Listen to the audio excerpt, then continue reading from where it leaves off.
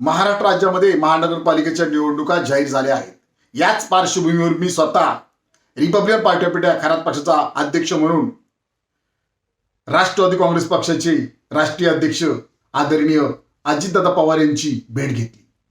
भेट घेऊन त्यांना मी एक पत्रक दिलं, लेटर दिलं आणि मागणी केली की सन्मानपूर्वक जर मला जागा दिल्या तर नक्कीच आघाडी करू, अशा आशयाचं मी त्यांना पत्र दिलं। परंतु मला सन्मानपूर्वक जागा मिळाल्या नाही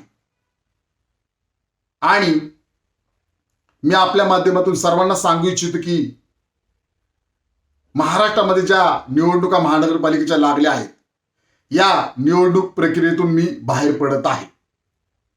कोणत्याही परिस्थितीमध्ये कोणत्याच पक्षाला आणि कोणत्याच उमेदवाराला माझा पाठिंबा नाही, मी आपल्याला स्पष्टपणे सांगू इच्छितो। तसेच संविधान निर्माता महामानव डॉक्टर बाबासाहेब आंबेडकर यांच्याच विचारधारेवर माझा पक्ष चालतो।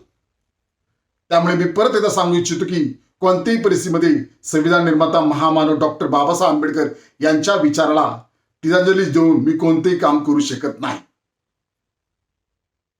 एक वेळेस राजकीय माझं 2 पाऊल मागे आले तरी चालेल, परंतु मी कोणतेही चुकीचं काम करणार नाही।